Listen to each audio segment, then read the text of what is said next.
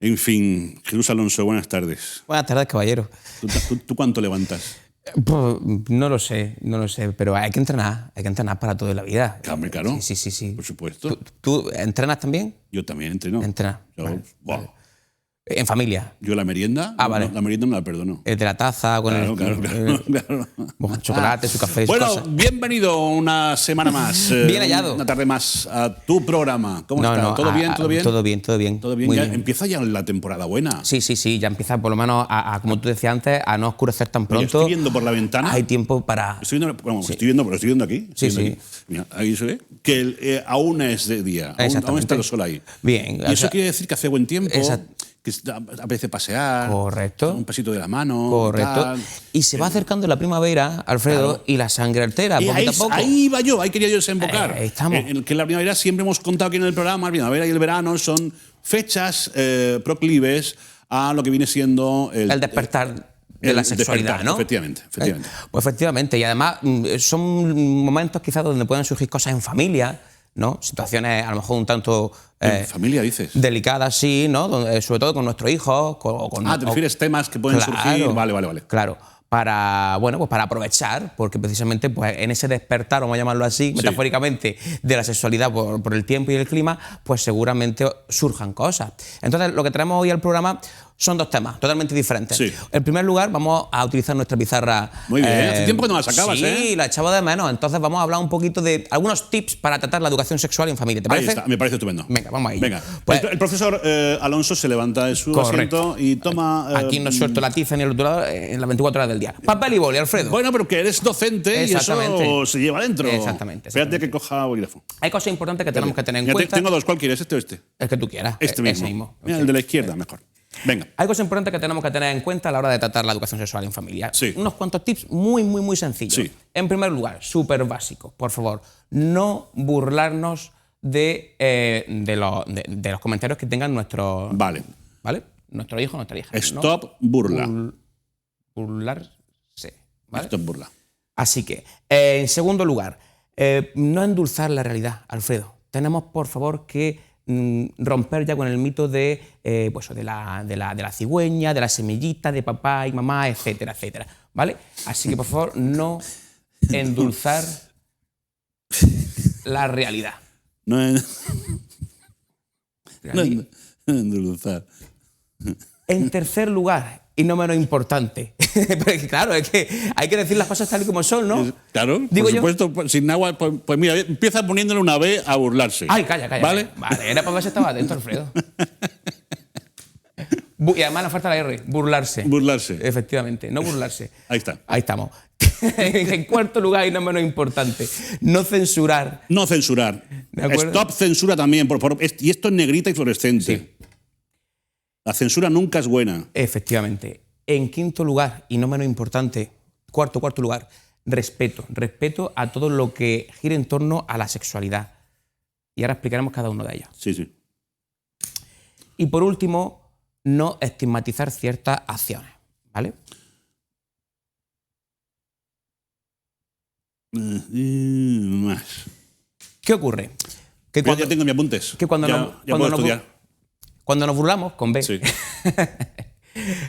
precisamente ese tipo de comentarios tipo ya que te lo cuente tu padre cuando seas mayor, bueno, eso a ti ahora mismo no te importa o eso a ti ahora mismo no te interesa. Lo que estamos haciendo es precisamente pues, hacer de un tema que al niño o a la niña le genera curiosidad, hacer un tema tabú. Por tanto, eso probablemente cuando se extrapole a una edad más avanzada seguirá siendo un tema tabú y no nos cuente cosas tipo, pues, ¿qué te digo yo? Problemas relacionales con sus primeros novietas o novietas, etcétera, ¿no? No endulzamos la realidad, claro, porque aunque parezca que hay que decir la verdad a nuestro hijo o nuestra hija, precisamente el otro día cuando estaba hablando con Sergio, nuestro padre desobediente, que es un crack y al que admiro un montón, lo es. Precisamente hablábamos también de esto en una entrevista que tuve con él y hablábamos precisamente de eso, ¿no? En el momento en el que nosotros vamos poniéndole lacitos a la realidad y no decimos las cosas tal y como son, rompemos la veracidad de las cosas y eso lo que hace es que el niño siga teniendo dudas y por tanto busque la información ¿dónde? En otros lugares, ¿no? Generalmente donde Pues la pornografía en este caso. Por tanto, muchas veces decir las cosas tal y como son para nada supone adelantar procesos y para nada supone alentar a realizar ciertas acciones, ni mucho menos. Generalmente el niño o la niña lo que dirá es así, es así, pues ya no me interesa, ¿no? O qué asco, o qué cosas así. Muchas veces tiene ese tipo de comentarios. No censurar. No censurar ningún tipo de acción. Esto no se hace, o por ejemplo niños muy pequeñitos, ¿no? Cuando tienen la mano metida en los genitales durante mucho tiempo o están todo el día frotándose con la silla, con la mesa, o cuando duermen incluso con la mano dentro de los genitales. No censuramos esas acciones, ¿no? Comentarios del tipo, eso no se toca, marranillo, etcétera, etcétera, pues todo eso tenemos que intentar de alguna manera no decirlo, ¿no? No estigmatizar ese tipo de acciones. Respetar en todo momento al niño o a la niña. Si nosotros respetamos su comentario y respetamos lo que nos está diciendo y le damos un valor, él o ella nos va a respetar el día de mañana. Y por último, no estigmatizar ciertas acciones. Si nuestro hijo o nuestra hija, por ejemplo, lo pillamos viendo pornografía, no tenemos tampoco que satanizar esa acción por sí misma. Lo que sí podemos hacer es reeducar en ese momento y decir, mira, bueno, ¿te apetece ver este tipo de contenido o lo has visto accidentalmente o cómo has llegado a él? Nos informamos con respecto a eso, pero aprovechamos el momento y reeducamos y decimos que, bueno, que eso no deja de ser cine y que para nada es la realidad. Yo te quería preguntar, Jesús, en relación a ese tema que tú nos propones hoy, ¿cuándo es el momento apropiado para poner sobre la mesa determinados temas? Me refiero en relación a la edad de los chicos y las chicas, ¿no? Esa es una pregunta que hacen muchísimo los padres y las madres, y el momento adecuado es el momento en el que el niño pregunta, o la niña pregunta. Puede ser a los 6, puede ser a los 3, puede ser a los 12. En el momento en el que el niño o la niña o generamos una situación de familia que propicie el hablar de este tipo de situaciones, pues aprovechamos y ese es el momento. No existe pues mira, esta edad, no. Al final aprovechamos cada etapa cognitiva del alumno o del niño en este caso, para explicarle las cosas en función de su estadio psicoevolutivo. Lógicamente a un niño de 5 años no le va a explicar las cosas como se lo explicaría a un niño de 14, ¿no? Claro. Pero tienes que explicársela igualmente, ¿vale? O sea, que en el momento en el que ellos preguntan. Lo que pasa es que muchas veces, yo digo porque yo tengo 3 niños de diferentes edades, ¿no? Observas que el niño no habla del tema, pero que controla. Y que no saca el tema quizás por pudor, por vergüenza, por tal, ¿no? A lo mejor nosotros los padres tendríamos que dar efectivamente el paso. Totalmente. ¿No? Y muchos padres dicen, es que mi hijo o mi hija no quiere hablar conmigo de estas cosas. Al final, nuestro hijo o nuestra hija se ha criado en un contexto donde hablar de educación sexual o hablar de sexualidad es un tema tabú, aunque incluso en casa no lo hayamos tratado como tal. Pero es verdad que en el colegio, en la calle, este tema no se trata de la manera que debería de tratarse. Y eso pues al final afecta. Y puede ser que incluso dificulte la relación o la comunicación entre las familias. ¿Qué tenemos que hacer en ese momento? Pues aprovechar cualquier situación, como digo. Y aunque le cueste trabajo a nuestro hijo o nuestra hija decirnos X cosas, a lo mejor hay una frase buenísima de Alex Rovira que dice, no prediques, tus hijos te están observando. Entonces, a lo mejor simplemente con la observación de nuestros hijos en nuestro día a día, en nuestro desempeño con respecto a la sexualidad, de una manera natural y totalmente flexible, pues puede hacer que ellos el día de mañana tengan la facilidad o la confianza para generar ese paso, para dar ese paso y hablar de esos temas. ¿Toda pregunta tiene respuesta? Toda pregunta tiene respuesta y hay algo aquí muy importante que no hemos puesto y es que hay que admitir que podemos equivocarnos totalmente, porque habrá preguntas que no sepamos responder o habrá preguntas que no sepamos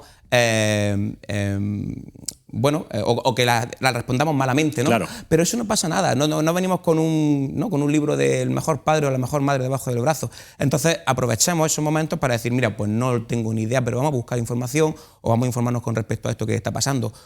Esto ocurre muchísimo en los padres y las madres que tienen hijos o hijas trans, ¿no? Yo tengo en consulta algunas familias que vienen precisamente porque no saben dar respuesta a esta situación o tienen ciertas inquietudes con respecto al tránsito. Existen temas muy concretos que deben de ser complicados de abordar. Claro. El que tú acabas de poner sobre la mesa es uno de ellos, ¿no? Claro, y no se tiene información con respecto a eso y por tanto es normal, pero no pasa nada, lo admitimos que podemos equivocarnos, admitimos que no tenemos que tener toda la información del mundo y para eso están el resto de profesionales que pueden echar una mano, ¿vale? Es súper importante. Y luego te quería hablar, Alfredo, de otro tema que también va ligado a esto y bueno, por supuesto, esto es la base para un tema que tienes que hablar ahora después, creo que te escucho al principio, con respecto a la prevención de la violencia de género, ¿no? Así que, bueno, ni que decir tiene que una buena base de educación sexual en familia ayuda a que, bueno... Por eso decía yo en la presentación que tiene mucho que ver con lo que íbamos a hablar al principio, porque, como tú bien dices, aquí está la base, estos son los cimientos para que el niño cuando crezca, la niña cuando crezca, sepa cómo afrontar una situación, sobre todo que no de pie a una situación, en el caso de un chico, en el caso de una chica, sepa cuándo tiene que frenar o cuándo tiene que levantar la mano y decir, oye, aquí hay un problema, ¿no? Exactamente, totalmente de acuerdo. Y el segundo tema, muy rápido te lo cuento, está también ligado a esto, y es que nos hemos encontrado en algunos centros educativos, ha salido una noticia hace poquito, un trastorno que se llama, muy raro, ¿no?, pero suele ocurrir de vez en cuando, se llama trastorno de excitación genital persistente, y viene a ser eso, una excitación de la zona genital no deseada en este caso, y que se produce en muchas ocasiones por algún tipo de, de problema fisiológico. En este caso, generalmente suele venir acompañado del pinzamiento del nervio pudendo, que es un nervio que tenemos por toda esta zona, y se produce muchas veces, pues... Cuando dices por toda esta zona, te refieres al sureste español, exacto, toda la zona genital, sí. Generalmente, ¿qué produce? Pues en el caso de las mujeres, muchas veces lubricación excesiva, palpitaciones, hormigueo, sensación de orgasmar constantemente. En el caso de las personas con pene, pues... Es una locura, ¿no? Sí, y es muy desagradable y totalmente es no deseado, totalmente no deseado. Y por desgracia de manera involuntaria debido a ese pinzamiento. En el caso de las personas con pene, pues erecciones no deseadas, sensación también de eyacular constantemente. Y se ha dado un caso en un centro educativo de una zona de aquí de España donde no sabían lo que era, se estigmatizó precisamente esa situación porque el niño, en este caso ya adolescente, tenía la necesidad de ir muchísimo al baño, precisamente a masturbarse, para aliviarse su dolor, porque es que le dolía un montón. Sí. Y tuvimos el centro educativo, por suerte, se informó, se reunió con la familia en cuestión y llegaron a llevar al niño al especialista, al urólogo, y descubrieron que él era una persona que practicaba mucho bicicleta, tenía un pinzamiento del nervio pudendo y tenía este tipo de trastorno. Y por tanto, pues gracias a eso, gracias a que los docentes y las docentes no estigmatizaron esa acción y se informaron, que podían haberle dicho, pues tú eres un salío, pues tú tienes un problema, fácil, ¿no? Claro. Pues se trató y pues eso se trabaja con fisioterapia pélvica, con medicación también y con un poquito también de terapia cognitivo-conductual. Así que, pues que sepamos que estas situaciones, por raras que parezcan, no deben ser estigmatizadas. ¿Y ese problema sucede en los niños? Sucede en cualquier persona. Es un pinzamiento de un nervio, en este caso, del nervio pudendo, que produce eso, ¿no? Y hay muchas personas que se han dado algunos casos que, pues sobre todo las personas que realizan mucha práctica de bicicleta o que se tiran mucho tiempo sentadas, suelen desarrollar, en algunas ocasiones, este tipo de trastornos. Ahora ya escucha mi vida, me parece una tortura. Trastorno de excitación genital persistente. Qué barbaridad. Así es. Una tortura, una absoluta tortura. Oye, pues tomad nota de esto, papás y mamás, tomad nota de esta pizarra que nos ha dejado aquí, los apuntes que nos ha dejado Jesús, y llevarlo a la práctica. Yo creo que una tertulia a tiempo previene muchas historias futuras, y yo creo que merece la pena. Son nuestros niños y nuestras niñas y le deberíamos dedicar un ratico, ¿verdad? Y si nos faltan argumentos y nos faltan respuestas, pues echemos mano de profesionales como Jesús que nos van a orientar y nos van a decir qué camino debemos de coger y sobre todo qué explicación es la que debemos de dar. Nos van a orientar. Y desde aquí volvemos a abogar, como siempre hacemos, por una educación sexual en las escuelas, en los colegios.